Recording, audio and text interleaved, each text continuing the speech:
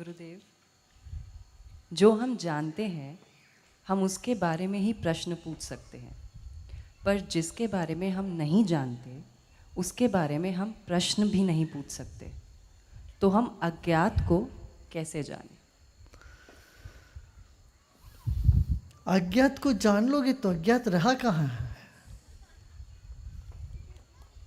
फिर अज्ञात नहीं कह सकते ना उसको। अज्ञात में डूब सकते हैं, अज्ञात को जान नहीं सकते, अज्ञात को जी सकते हैं। अज्ञात में जीना ही कला है, वही जीवन जीने की कला है। समझ रहे हैं ना? ज्ञान जो ज्ञाता ज्ञान ज्ञे, ये त्रिपुटी जहां मिलती है वही आत्मा है। अलग अलग ज्ञान का वस्तु नहीं बनाना चाहिए हम, जो बना ही नहीं सकते। जहाँ तक चेतना की बात है, आत्मा की बात है, तो जो अज्ञात है उसको आदर कर सकते हैं। गुरुदेव, क्या किसी के प्रति प्रेम को टू बी ग्रांटेड मान लेना चाहिए? क्योंकि कई बार सामने वाला वैसा रिस्पॉन्स नहीं करता जैसा हम चाहते हैं, जैसा कि कभी कभी आप करते हैं। तो प्रेम के बदले प्रेम की अपेक्षा करना दुख देता है। प्रेम के दुख का क्या इलाज है? तुमने सुना नहीं क्या? प्रेम की गली अति साकरी, तामे दो न समाए। दो होने से ना ये सब गड़बड़। वह दो है ही नहीं। प्रेम हमेशा एक तरफा ही होता है। दो तरफ का प्रेम तो फिर व्यापार हो गया। मैं तुमको प्रेम करता हूँ तो मेरे को प्रेम करो, ऐसे थोड़ी ना होता है। इसको मैं प्रेम नहीं मानता हूँ। इसको तो सिर्फ संबंध या व्यवहारिक संबंध होता है। प्रेम कोई व्यवहार नहीं है भाई, ये अपना स्वभाव है। अपने स्वभाव में रम जाना ही। तुम प्रेम के अलावा कुछ हो ही नहीं सकते, क्योंकि तुम हो ही प्रेम, है ना?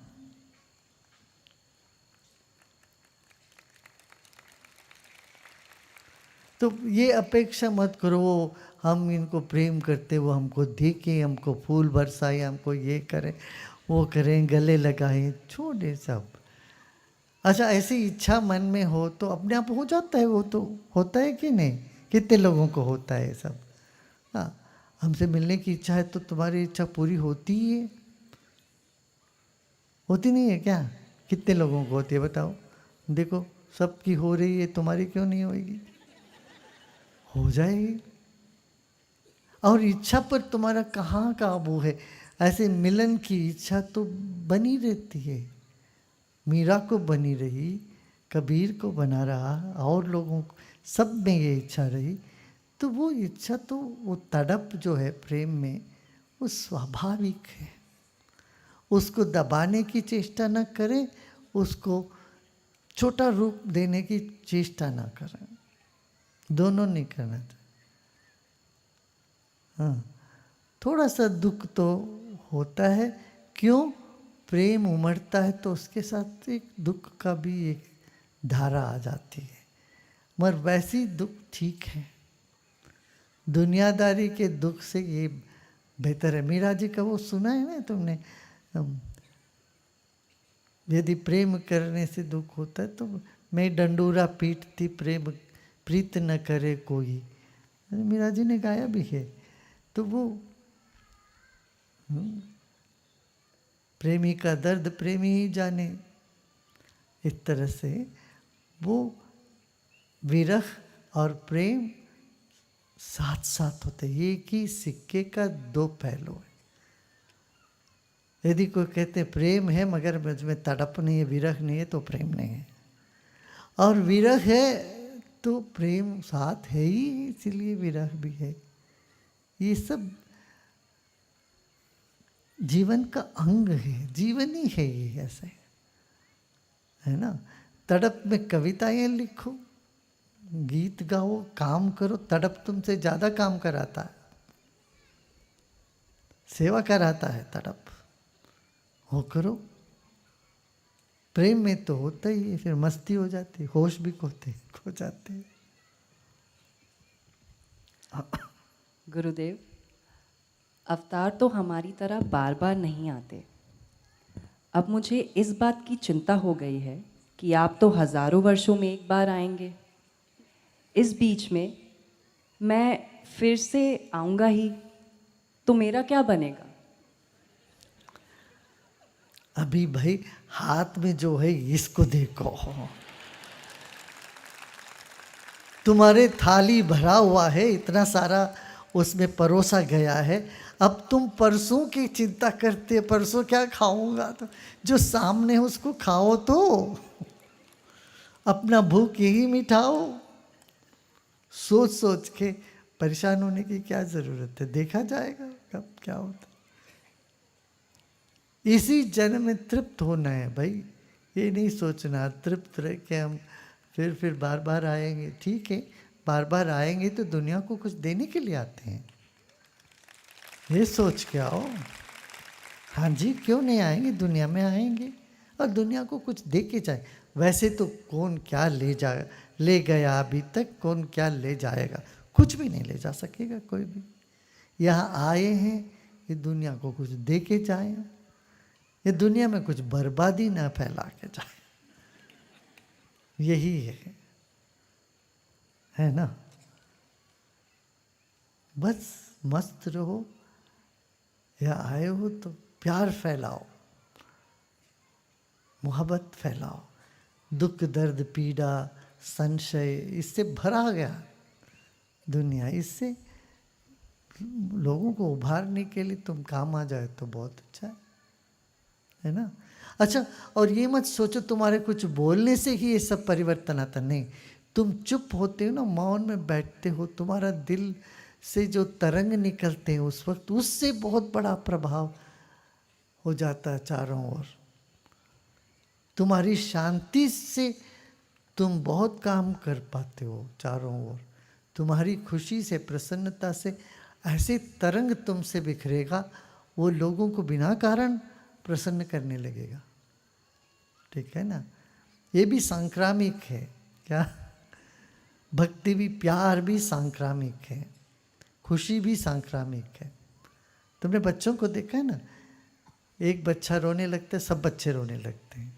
छोटे छोटे बच्चों को एक कमरे में रखे, एक चोटी मारो तो वो रोने लगेंगे, बाकी को तुमने चोटी तो नहीं मारा, वो सब रोने लगेंगे। ऐसे एक बच्चा हंसने लगता है तो बाकी सब भी बिना किसी कारण के हंसने लगेंगे। हाँ? हमारे मस्तिष्क में कहते हैं कि कुछ 25% या कुछ ऐसे कुछ परसेंट है, कुछ न्यूरॉन्स है, वो नकल करती है जो सामने व्यक्ति की।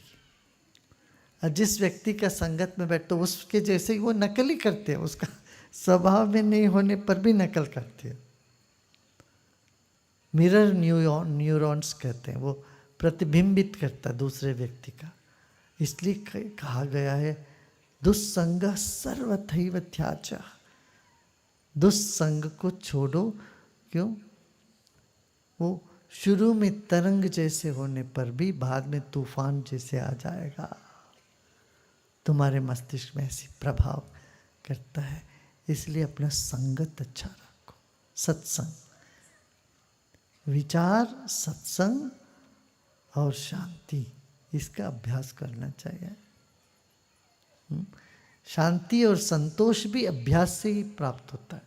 जो हम अभ्यास करते, दुखी रहने का अभ्यास कर लेते, तो हमारा न्यूरॉन्स, हमारे मस्तिष्क के सारे जो अणु हैं, ये सब ऐसे दुखी रहने का आदत बन जाती है उनको, और उनको कुछ भी करो तुम फिर दुखी ही रहते। अच्छा, कितने लोगों का अनुभव है, कुछ लोग ऐसे होते हैं, आप कुछ भी उनको बोलो, कुछ भी करो, जितनी लाख चेष्टा करो तब भी वो मुंह लटका के बैठे रहते हैं। ऐसे कितने लोगों का अनुभव है, देखो।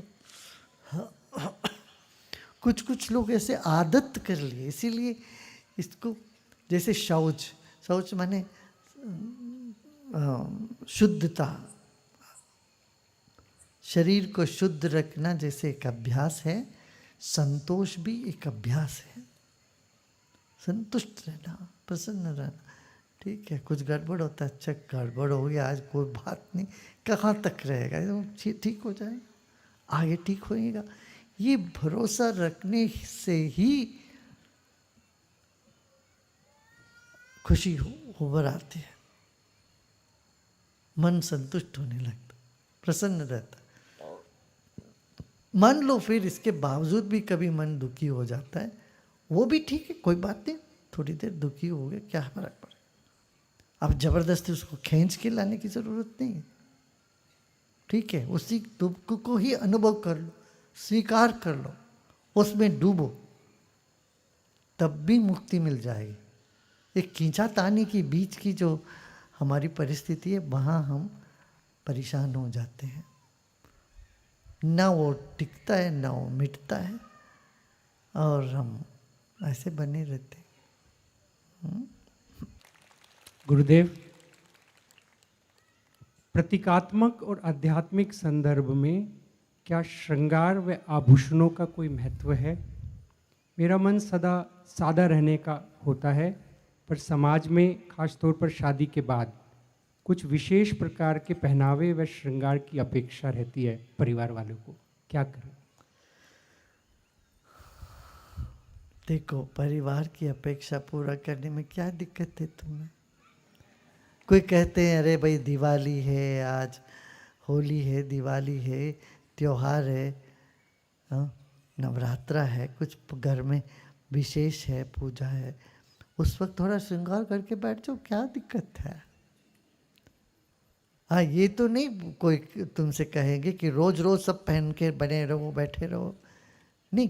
कभी कभार कभी किसी की शादी में जा रहे हो, तुम ऐसे जाओगे जैसे अभी नहा के निकले घर में झाड़ू लगाते वक्त जैसे, या नहाने से पहले तुम्हारी अवस्था होती है, उस अवस्था से गाउन वाउन पहन के, नाइटी पहन के किसी शादी में पहुंच जाओगे, कोई शोभा देता है क्या वो? घर में